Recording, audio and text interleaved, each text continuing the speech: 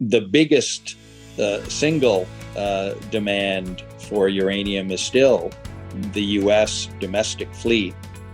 And we now have bipartisan support in the U.S. for the resurgence of nuclear. So both Democrats and Republicans are in favor, which is the first time that's happened, I think, since the 60s.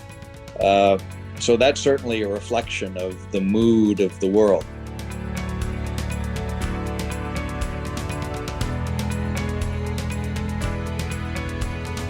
So hello and welcome to the one-to-one Global Online Critical Materials event. Today I'm here with Warren Gilman, Chairman, CEO, and Director of Queen's Road Capital Investment. So Warren, thanks for joining me today. Amy, a pleasure as always. And so today we're going to be looking specifically at uranium. So maybe you can start off with, giving us your outlook for uranium and how do you see kind of geopolitics and everything else that's going on in the world playing into this outlook? Sure, Amy. A topic that's near and dear to my heart because about 50% of our asset value in Queen's Road Capital is in uranium. So it's an area of particular focus for the company. And uranium is a pretty, in some ways, transparent, and in some other ways, very difficult commodity to assess. In terms of demand, it's incredibly transparent. And the demand is from nuclear reactors. We all know how many nuclear reactors there are in the world. You can't hide them. So we all know exactly how many there are. We all know exactly how much uranium they need every year. We all know exactly how many reactors are being built. So and it takes a long time to build them. Mm-hmm. So we have an assessment of demand almost down to the pound for the next 20 years. Incredible visibility. So demand is a known factor. Mm-hmm. Supply is a little bit more opaque. Supply is obviously driven, number one, by mine supply, and that's pretty transparent. We all have a pretty good idea of what mine supply is. The only variable in that factor is some of the production capacity that is currently offline. So, for example, in Kazakhstan with Kazatomprom and with Cameco in the basin, the Athabasca Basin, it's a bit of a question mark as to how quickly that supply gets ramped up, but on the whole, mine supply is pretty darn transparent as well. So far, so good. You'd be able to predict down to the penny what the uranium price is probably going to be. Mm-hmm. The big unknown is, decommissioning supply and inventory levels that people have, and how much they're going to rely on drawing down those inventories versus buying new uranium supply and restocking their inventory. So there's a little bit of flexibility there. But on the whole, when you assess all of those things, there is simply no doubt. It's unequivocal. It's obvious. Uranium prices are going up. So I've given you a long-winded introduction to the conclusion. And the answer to your question is, how do we feel about uranium? Prices are going to go up, and they're going to go up in the coming year, and they're going to go up over the course of the next 2 years. That's patently obvious, barring any unknown disaster scenarios. How much they're going to go up?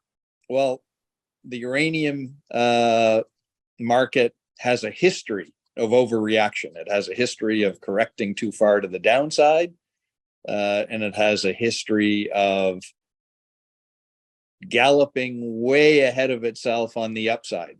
which can be great for traders, especially guys who are playing in the equity market. So that's a great thing. I think we're going to have a lot of fun times ahead of us in the years to come, but it's going to be supported by the backdrop of ever increasing uranium prices. The second part of your question was geopolitics. And again, geopolitics plays in our favor as uranium industry investors, because obviously one of the biggest suppliers of uranium and uranium downstream products is Russia, and Russian material is now, call it persona non grata, and people have to start shifting their purchases away from Russian suppliers to more geopolitically conservative Canadian and Australian and potentially some African suppliers. So that means demand is going to be higher for uranium from those areas than it otherwise would have, which is again going to be great for price. And that doesn't just cover Russian product, that obviously covers Belarusian product. It has an impact on Kazakh production and supply and their marketing of their material. And as we all know, the Kazakhs are effectively the OPEC of the uranium market. We all shudder to think about the power that Saudi Arabia has in the supply of oil. Saudi Arabia accounts for 14% of the world's oil supply and falling. Kazatomprom accounts for 40% of the world's uranium production. So take the impact of Saudi Arabia and multiply that by 4 or 5. That's how important Kazakhstan is. And when people start to shun Kazakh supply, you can see what impact that'll have on demand for Canadian production and Australian production. So a pretty positive backdrop, Amy, and I think pretty irrefutable positive backdrop. Yeah, absolutely. I'm wondering, with Kazakhstan and maybe some other countries in the region maybe not producing, is there, do you see a need to kind of find new supply? Is there exploration happening in this space? Or is, yeah, there is. Surprisingly, not as much as you'd expect.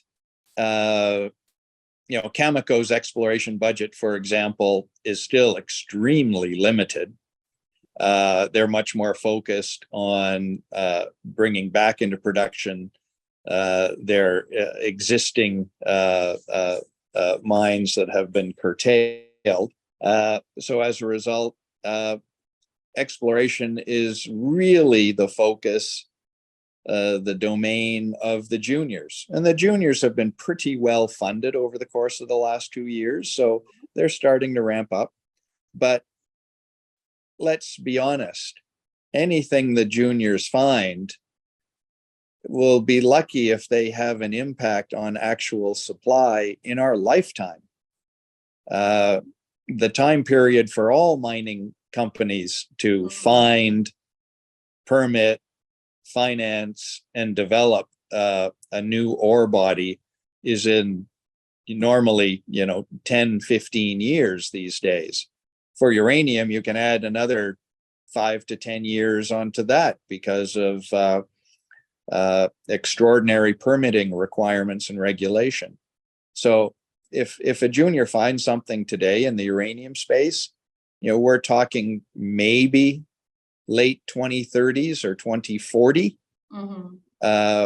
So it really doesn't have an impact on the price of uranium today or for the next 10 years. Yeah, absolutely. That makes sense.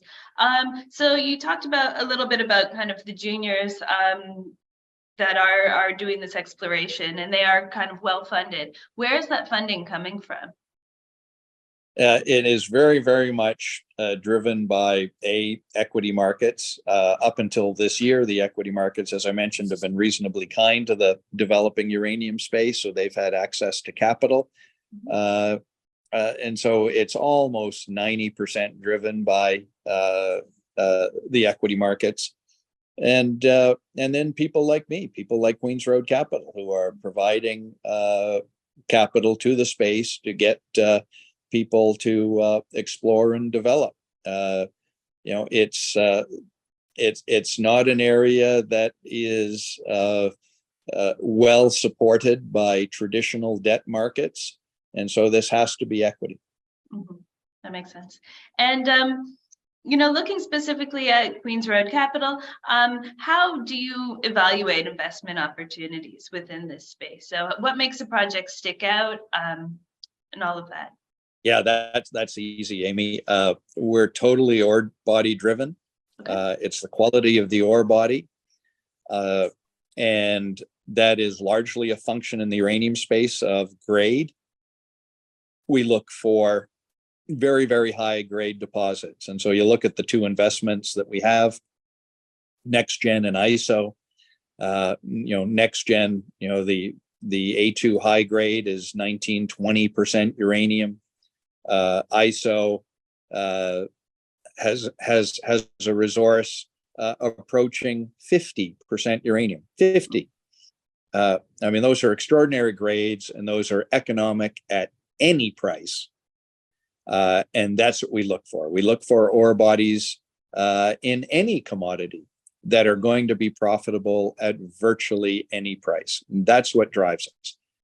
The next cab off the rank in terms of priority is, once you've established a great high grade ore body, is can you develop it? Do you have the ESG profile that will allow you to develop it and keep it for generations? So that comes down to things like geopolitical risk and location. Where is the ore body? So if you have an ore body in Saskatchewan in Canada, you're in great shape. After that, the geopolitical risk increases almost exponentially. Some places you can build it, but you don't necessarily want to be there. Like some places in Africa, for example, where we wouldn't invest, even though you would get a permit and be allowed to build the mine. But we keep our geopolitical risk very, very limited, and our particular favorites are Saskatchewan. And I'll come back to the concept of grade just for a second, because grade is relative. And if you're looking at hard rock deposits, the basin is the place to be. But I won't rule out ISL, in situ leach, where grades are an order of magnitude lower, but your operating costs are an order of magnitude lower, because you don't need to build a mine. You just need to drill some holes. So we can look at high grade ISL deposits in places that have a track record of permitting and allowing ownership, like Texas, for example, is a good place for ISL. So that's what Queens Road looks for. Of course, other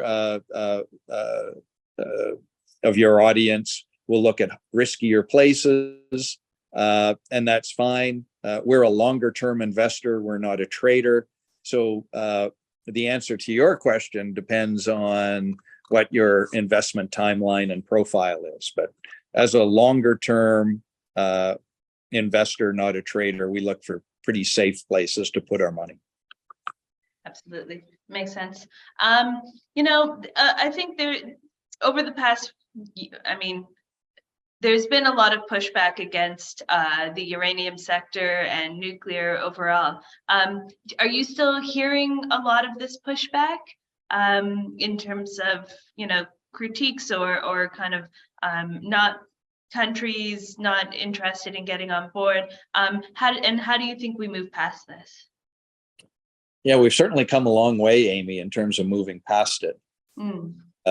Certainly, global support for the reemergence of nuclear as a clean, low carbon source of energy and a reliable source of energy for the coming decades. The realization that we require that has really come to the fore over the last 5 years. The biggest single demand for uranium is still the U.S. domestic fleet. And we now have bipartisan support in the U.S. for the resurgence of nuclear. So both Democrats and Republicans are in favor, which is the first time that's happened, I think, since the 60s. So that's certainly a reflection of the mood of the world. Here in Asia, countries that were previously questioning their support of the nuclear industry, specifically Korea and obviously Japan post-Fukushima, have done a complete 180, and now they are in full support of the industry again. Obviously, China will become the single biggest point of demand for uranium going forward with their fleet, with I think something like 50 reactors under construction. So it has been a sea change. There are a few pockets of resistance. Europe is a great battleground right now, where you have almost two extremes. You have France, that has been historically incredibly supportive of the nuclear industry and is constantly beating the drum that Europe needs to grow their nuclear capacity, especially given their experience with the supply of Russian gas over the course of since the Ukraine war began.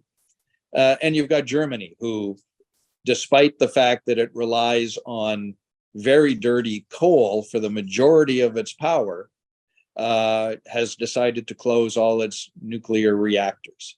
That mindset in Germany will change, has to change, simply because continuing to have most of your energy coming from dirty domestic coal is simply unacceptable. And the German people will come to realize that. But the